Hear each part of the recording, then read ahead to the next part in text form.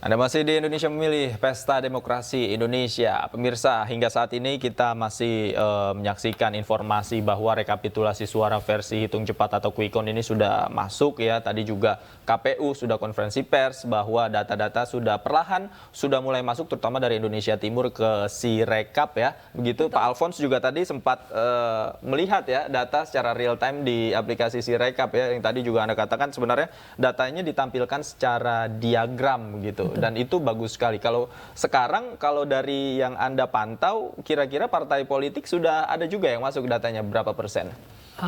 Sudah mulai masuk, tetapi baru dari Indonesia Timur, dari Kalimantan Barat. Dari daerah lain masih belum ada yang masuk. Jadi masih belum bisa mewakili keadaan yang sebenarnya. Oke, karena masuknya baru dari Indonesia Timur ya? Betul, betul. Berarti masih tetap lebih cepat quick count dibanding Sirekap.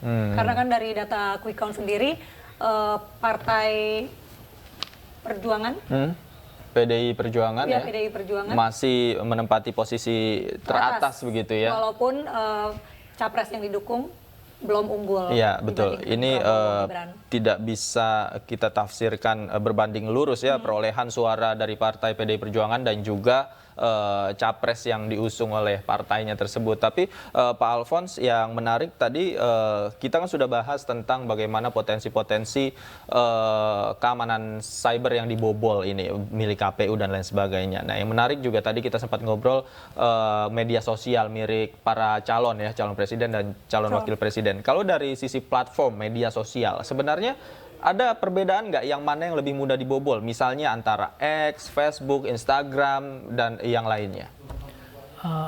Kemungkinan besar yang akan diincar itu adalah X dan Instagram dan YouTube. Kenapa? Karena itu adalah yang banyak followernya dan lebih berpengaruh.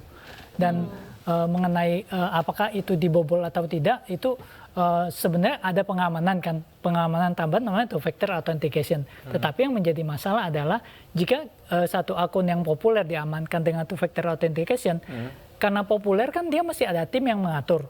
Nah, tim yang mengatur itu banyak orang, sehingga mereka kalau pakai two-factor TFA itu nggak bisa diatur oleh banyak orang, sehingga pakailah username dan password aja. Itu yang menyebabkan tidak ada pengamanan TFA-nya, sehingga kadang-kadang berhasil diretas, berhasil diambil alih. Kalau kita lihat kan media sosial juga TikTok sebenarnya juga populer, tapi mungkin tidak aktif digunakan oleh capres dan cawapres, jadi mungkin tidak menjadi incaran juga. TikTok mungkin bisa mengimbangi Instagram juga, malah popularitasnya meningkat. Dan kita lihat ada fenomena yang menarik di mana salah satu calon DPD dari daerah Jawa Barat, komedian, dia tidak memasang baliho, nggak perlu modal banyak-banyak, tetapi hanya modal kreativitas out of the box. Dia banyak follower di media sosial dan kelihatannya banyak diminati oleh pemilih ya di Jawa Barat ya. Dan fotonya yang terpampang di kertas suara juga viral ya tadi ya, kita saksikan bersama. Oke, menarik sekali. Jangan kemana-mana pemirsa, kami masih akan kembali usai jeda berikut. Tetaplah bersama kami.